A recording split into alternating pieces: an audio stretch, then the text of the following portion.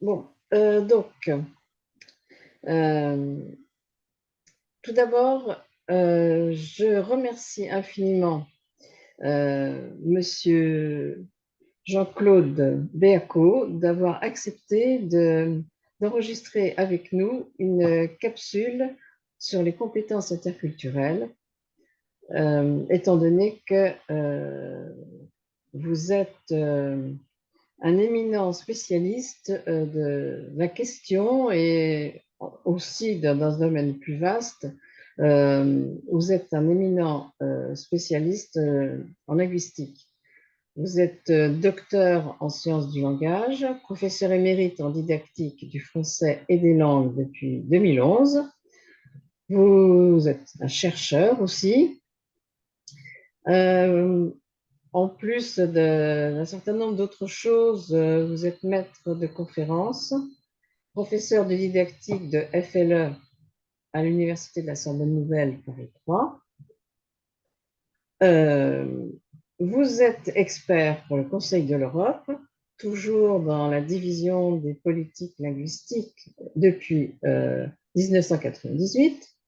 Et vos thèmes de recherche portent sur l'analyse du discours, la politique linguistique éducative, l'éducation plurilingue et l'éducation interculturelle, la didactique du français enseigné comme langue étrangère. Voilà. Par ailleurs, vous avez publié et vos publications sont accessibles sur Academia. Donc, cher Jean-Claude, je vous remercie de bien vouloir nous parler de la relation avec compétence pour une culture de la démocratie dans un premier temps. Voilà. Donc,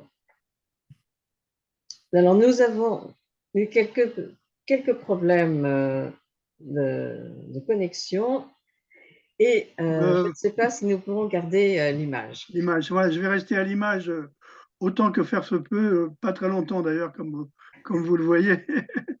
Donc, merci en tout cas de cette présentation. Je suis effectivement professeur émérite à la Sorbonne depuis une dizaine d'années maintenant. Et donc, je vais essayer de répondre à votre question, mais je vais couper la vidéo parce que elle n'est pas d'une qualité redoutable. Donc, vous voudrez bien vous contenter de ma parole, ce qui sera largement suffisant. Alors, un petit préalable, c'est que la notion, nous célébrons donc l'année des compétences avec l'Union européenne. Je considère que la compétence interculturelle est un peu un cas à part. Elle ne me semble pas être de même nature que, je dirais, les compétences numériques ou d'autres compétences langagières, par exemple, dans la mesure où il s'agit d'une relation à l'altérité, hein, à toutes les formes de l'altérité, y compris linguistique, et que la relation à l'altérité, c'est pas un savoir-faire, c'est une attitude, c'est quelque chose qui relève de l'adhésion à un certain nombre de valeurs humaines en particulier, ce qui, ce qui fait que construire des compétences interculturelles est certainement beaucoup plus complexe que construire des savoir-faire ordinaires. En d'autres termes, les valeurs ne sont pas une partie de la compétence interculturelle, elles en sont le socle. Alors, la relation avec la culture de la démocratie.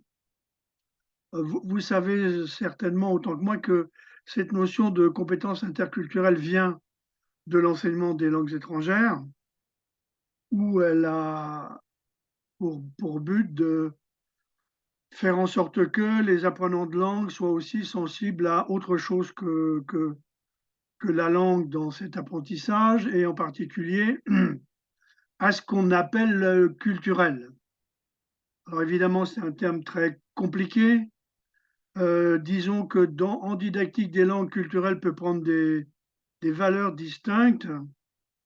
Ça peut être tout simplement l'organisation sociétale, hein. On découvre d'autres sociétés qui ne sont pas organisées de la même manière que la nôtre. ce qui peut effectivement surprendre, mais pas outre mesure. On découvre surtout, ça c'est le plus important, d'autres manières d'utiliser le langage. C'est-à-dire que la différence n'est pas seulement dans la langue qu'on utilise, mais il est dans les conventions, dans les routines, dans les habitudes de communication partagées. Par exemple, en français, il est attendu que la réponse négative à une invitation soit minimisée. Du genre, est-ce que tu viens au cinéma ce soir? Réponse, non, je ne peux pas, j'ai du travail, j'ai autre chose à faire, je suis très pris. Dans d'autres cultures, la réponse négative sera simplement le silence, par exemple, qui signifiera non. Donc il existe une quantité très importante d'éléments dans la communication qui font que changer de langue, c'est aussi changer d'univers communicationnel. Et donc, on se retrouve dans ce qu'on peut appeler la culture du langage, en quelque sorte. Et puis, le dernier élément qui est très important, c'est les valeurs. Nous ne partageons pas les mêmes valeurs avec les membres d'autres sociétés, en particulier les valeurs politiques, les valeurs religieuses, entre autres, les valeurs qui sont liées à l'humain. Et celles-là sont effectivement très, très complexes. Voilà pour l'interculturel. Mais pour revenir et pour arriver en fait à la culture de la démocratie, cet interculturel n'est qu'une phase de l'intraculturel, puisque dans notre propre espace, dans notre espace habituel, celui dans lequel nous employons notre langue habituelle, nous sommes aussi présents en face d'une certaine forme de diversité. C'est sûr que ces diversités sont plus familières, j'oserais dire, presque une oxymore, mais le fait que ces diversités soient familières, cette altérité soit familière, ne leur retire rien. Tant et si bien qu'on voit très bien la relation qui peut exister entre la culture de la démocratie comme reconnaissance critique et ouverte de la diversité à l'intérieur de son espace et la reconnaissance ouverte et critique de la diversité dans d'autres espaces que nos espaces habituels. Tant et si bien que, et je ne peux pas entrer dans le détail, quand on regarde les descripteurs des compétences pour la culture de la démocratie telles qu'elles elles ont été décrites en 2019 dans les documents du Conseil de l'Europe, on voit très bien que les documents sur les compétences interculturelles qui l'ont précédé sont extrêmement proches. Donc il y a des interrelations très fortes entre l'une et l'autre, même si l'interculturel a précédé le démocratique pour aller un peu vite en besogne. Voilà une longue réponse à une question courte, mais ce sont des considérations qu'il est assez difficile de résumer rapidement.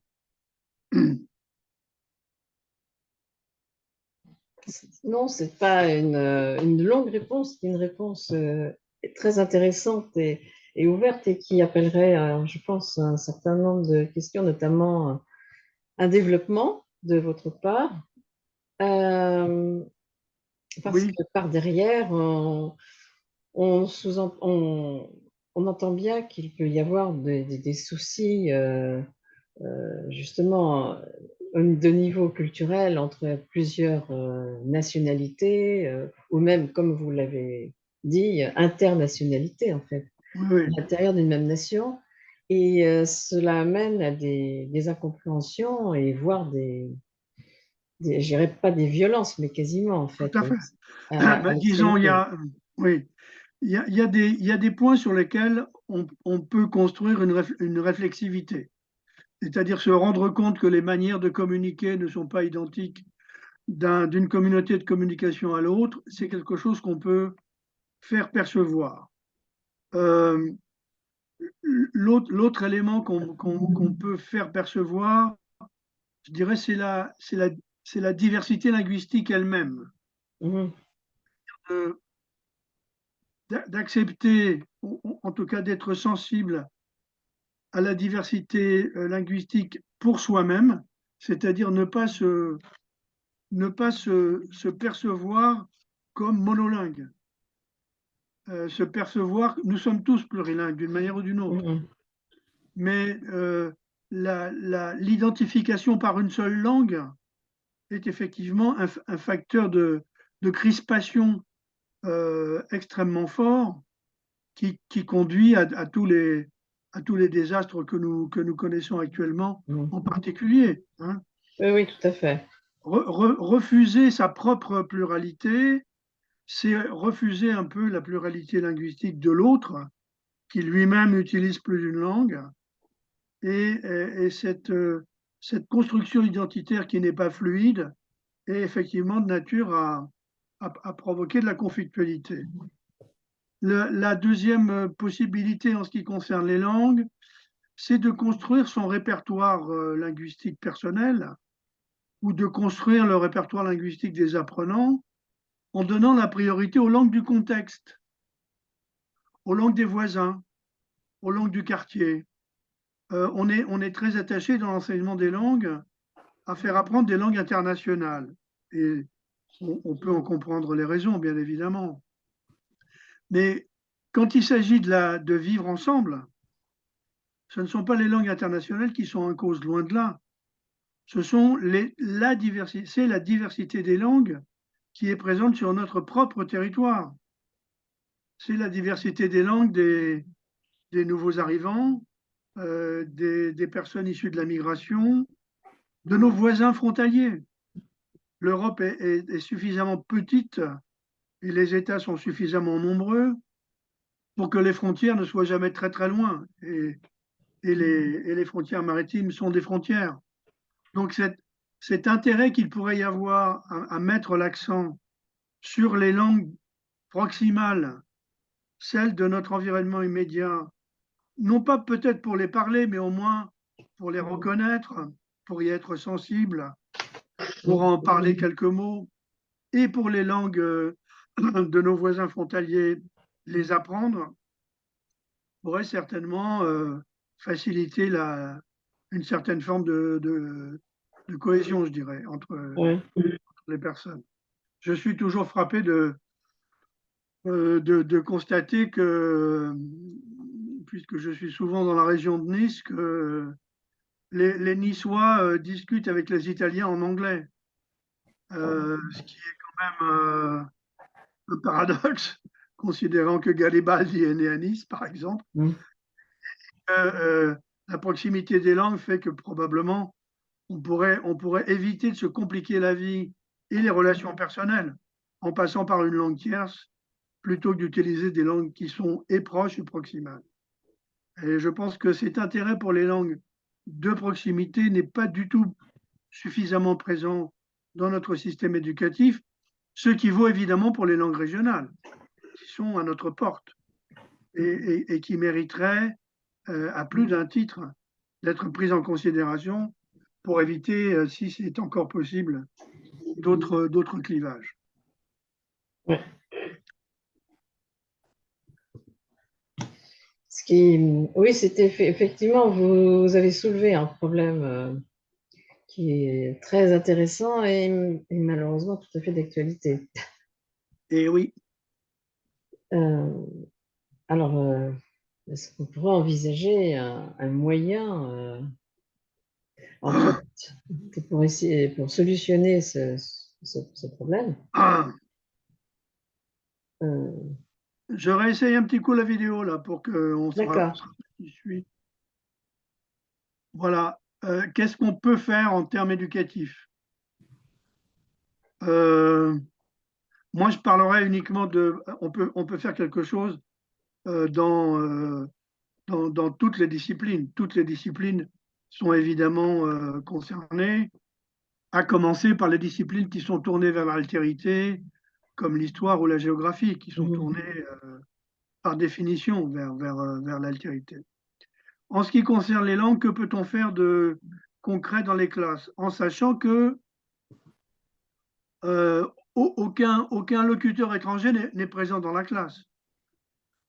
Et que donc, euh, apprendre à gérer les relations humaines en, avec des membres d'une autre communauté culturelle et linguistique, ça n'est pas possible, même en simulation.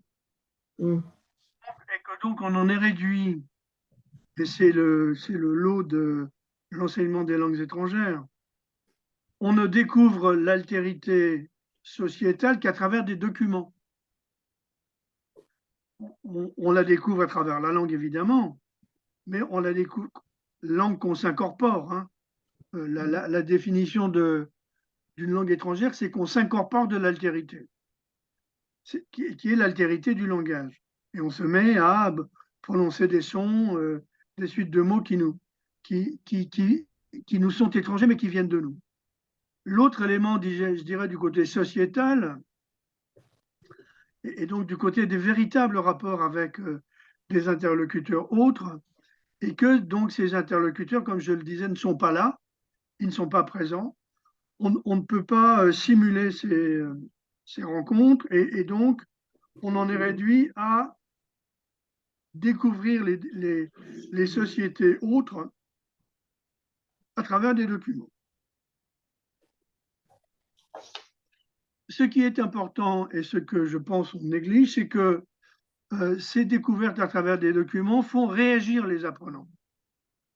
Un peu à la manière dont nous-mêmes nous pouvons réagir en regardant notre journal télévisé et en découvrant des informations d'un pays que nous connaissons peu ou que nous connaissons mal.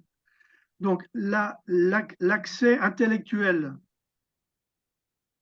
informatif, on va dire, à des réalités sociétales autres à travers des documents, produit malgré tout des réactions, qui sont des réactions généralement de surprise, d'étonnement, et dont l'éventail peut aller évidemment tout à fait au-delà. Et s'il y a un travail interculturel à faire avec les élèves dans la classe, il est précisément sur ces réactions. D'accord? Mm. Sur ces réactions.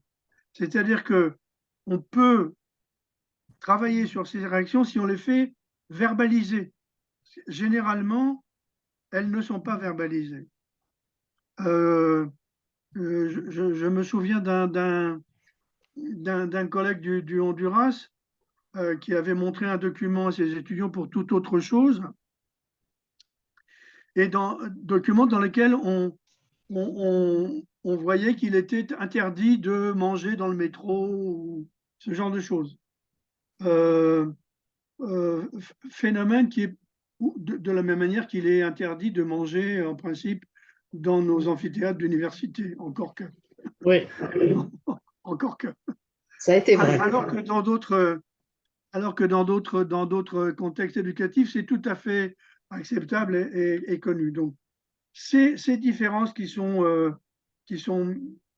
secondaires, elles peuvent être plus importantes évidemment, suscitent des réactions. Ces réactions doivent être verbalisées, c'est-à-dire qu'il faut faire en sorte que les étudiants les expriment dans la langue adéquate, et en général, ce sera la langue maternelle, parce que les étudiants n'ont pas les ressources linguistiques pour dire ce qu'ils pensent directement dans la langue cible. Autrement dit, il ne s'agit pas de faire parler les élèves pour les entraîner à parler, il s'agit de les faire s'exprimer en réaction à des éléments d'une autre communauté sociétale qu'ils découvrent, et que c'est dans cette interaction entre eux-mêmes et avec l'enseignant qu'on peut essayer de construire des attitudes un peu plus souples, un peu moins frontales, que de dire ils sont fous ces Gaulois, hein, de construire une profondeur, une forme de réflexivité. Par exemple, je me souviens que des étudiants dans les territoires occupés avaient été très surpris par la notion de colocation. Et ils se disaient, mais comment est-ce possible que des garçons et des filles qui ne se connaissent pas puissent louer des appartements et y vivre ensemble sans sans autre forme de procès, oserais-je dire.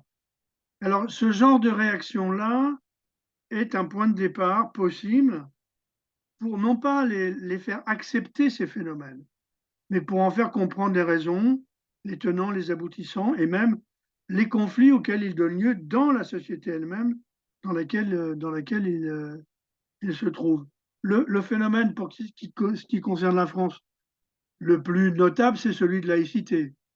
Les étudiants étrangers ne comprennent pas ce concept-là, et c'est un élément extrêmement important qui permet effectivement un cas un peu particulier, mais qui permet de déclencher des réactions verbales. Et c'est parce qu'il y a des verbalisations qu'on peut essayer de construire de petit à petit, avec beaucoup de modestie, je dirais, hein, de construire des attitudes interculturelles un peu plus compréhensives, non pas au sens de l'acceptation, hein, j'entends bien, mais au sens de comprendre que cela n'est pas sans raison et que ça répond à des finalités dans une société donnée comme la nôtre pour la laïcité en particulier. Voilà ce qu'on peut faire. Je pense qu'il faut rester modeste mais responsable.